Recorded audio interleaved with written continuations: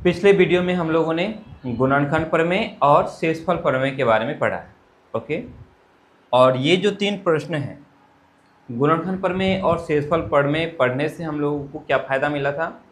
बिना भाग दिए, है ना, बहुपद को बिना भाग दिए हम लोगों ने शेषफल ज्ञात कर लिया था।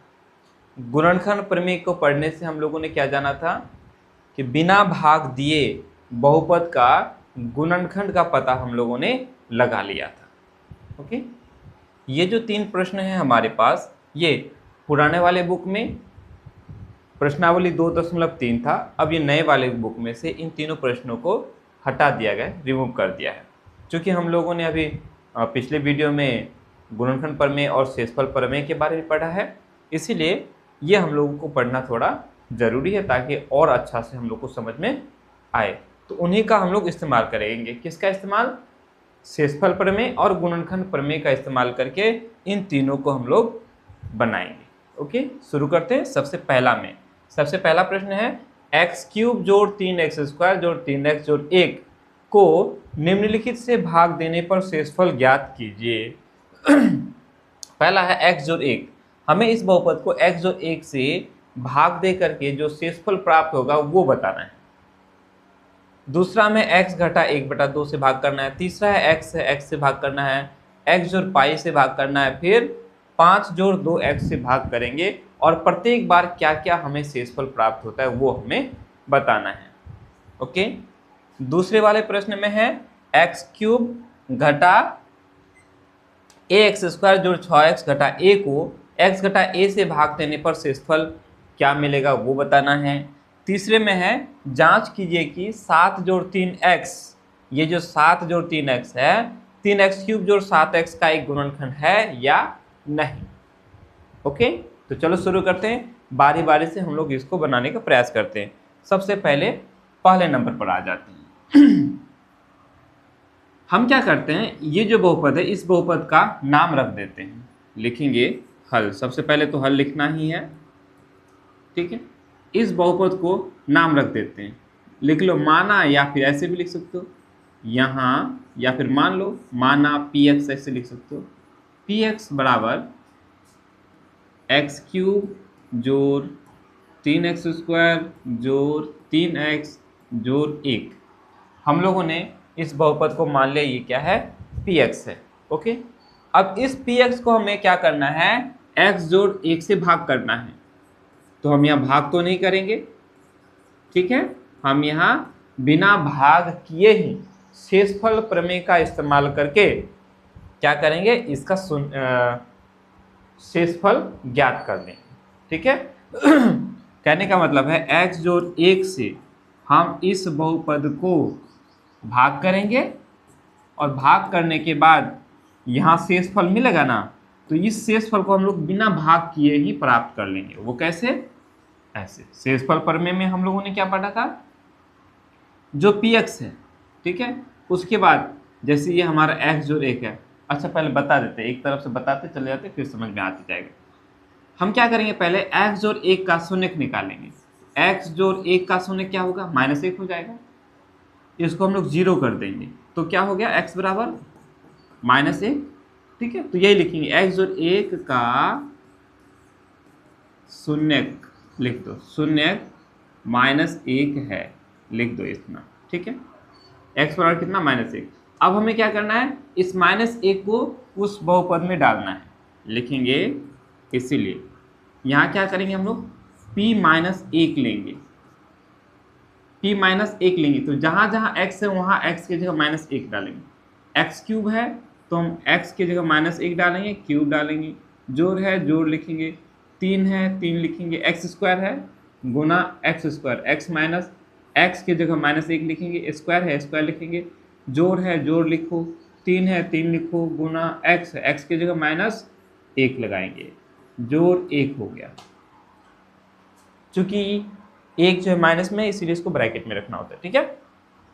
अब क्या होगा, -1 को हम लोग 3 बार गुना करेंगे तो -1 ही होगा, ठीक है। देखो, -1 को हम लोग 2 बार गुना करेंगे।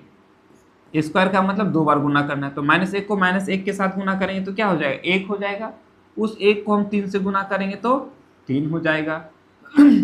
उसके बाद -1 को हम 3 से गुना करेंगे तो -3 हो जाएगा और +1 हो जाएगा। यहाँ हमें नज़र आ रहा है -1 +1 दोनों खत्म, या +3 या -3 दोनों खत्म हो गया, बचा क्या हमारा 0 बच गया।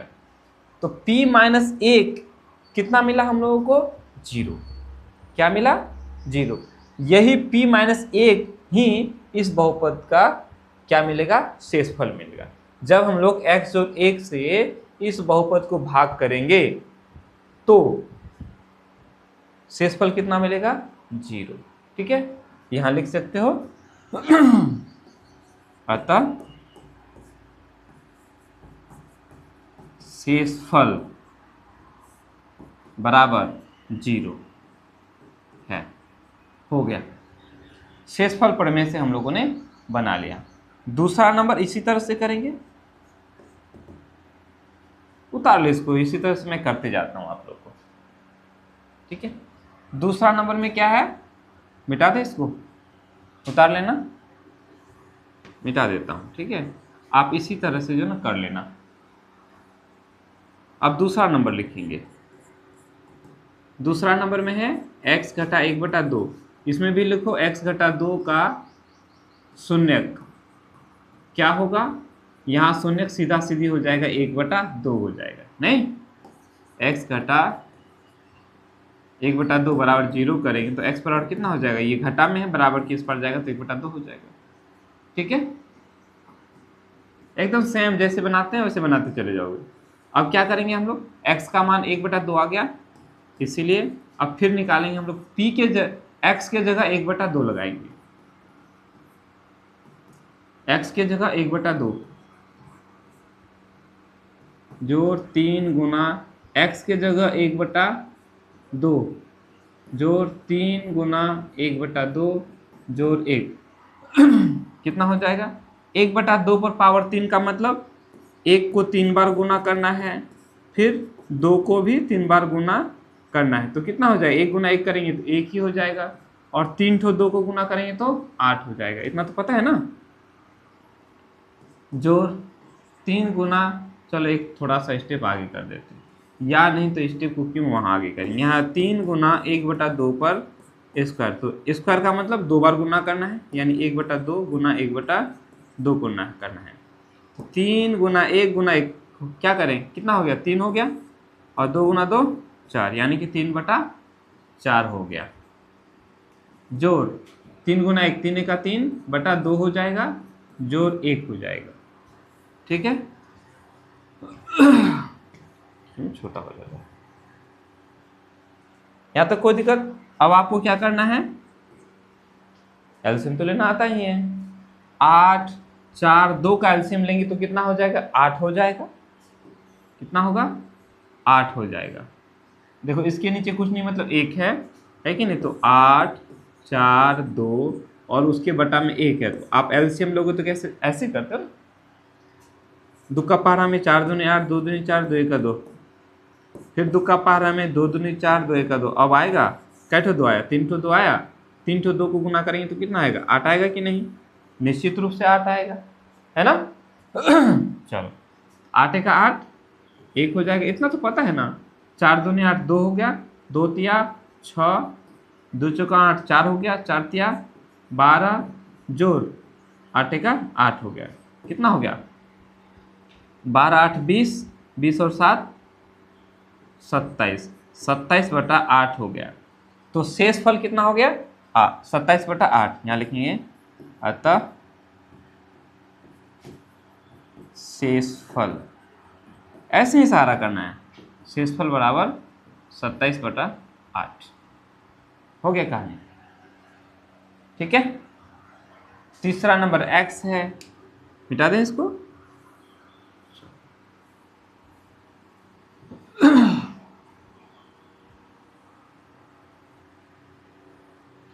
तीसरा नंबर x है, x का शून्य क्या होगा, शून्य होगा। x बराबर हम 0 करेंगे तो x बराबर क्या है 0 ही है ना, तो x के जगह हम क्या करेंगे 0 डालेंगे।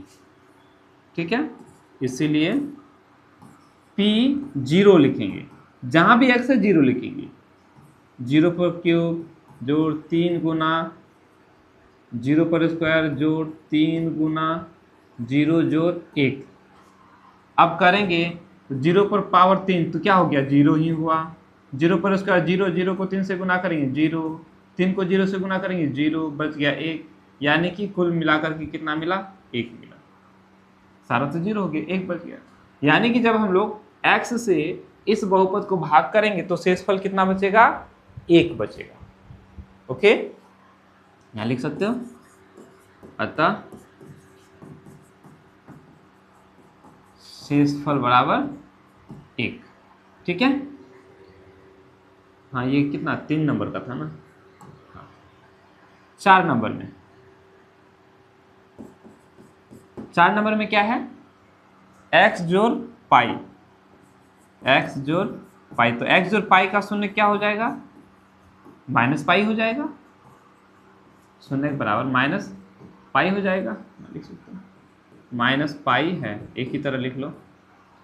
क्यों, क्योंकि x जोड़ पाई को जब हम लोग 0 बना देंगे तो x बराबर कितना हो जाएगा, माइनस पाई होगा कि नहीं, बराबर के उस पर जाएगा तो, है ना। अब जहाँ भी x है वहाँ माइनस पाई डालेंगे, लिखेंगे इसीलिए p उसके बाद माइनस पाई। अब जहाँ भी x है वहाँ पाई डालो, x की जगह माइनस पाई डालो। 3 गुना माइनस पाई पर स्क्वायर जोड़ 3 गुना माइनस पाई जोड़ 1 हो गया। माइनस पाई को हम लोग 3 बार गुना करेंगे तो 3 बार गुना करेंगे तो माइनस ही रह जाएगा और ये पाई क्यूब हो जाएगा, है ना। क्या, माइनस पाई को हम गुना करेंगे 3 बार, माइनस पाई माइनस पाई फिर से माइनस पाई, तो क्या हो जाएगा, 3 बार ये माइनस गुना होगा तो माइनस ही रहेगा। 3 को पाई यानी पाई क्यूब हो गया, है कि नहीं। चलो तो वही किए हैं। यहाँ देखो माइनस पाई का स्क्वायर मतलब पाई को पाई से गुना करेंगे तो पाई हो जाएगा, माइनस माइनस प्लस हो जाएगा। पाई और 3 को गुना करेंगे तो ये 3 पाई स्क्वायर हो गया, माइनस 3 और पाई को गुना करेंगे 3 पाई हो जाएगा, प्लस 1। अब देखो ये बस हो गया, इसका और कहानी कुछ नहीं कर सकते, कुछ कर सकते हैं और हो गया। तो यही हो गया हमारा, लिखेंगे अतः शेषफल बराबर कितना हो गया, माइनस पाई क्यूब जोड़ 3 पाई स्क्वायर माइनस 3 पाई जोड़ 1 हो जाएगा। ओके। 5वां एक और है, इसको भी बता देता हूँ, मिटा दें, उतार लो अब इसको ऐसे।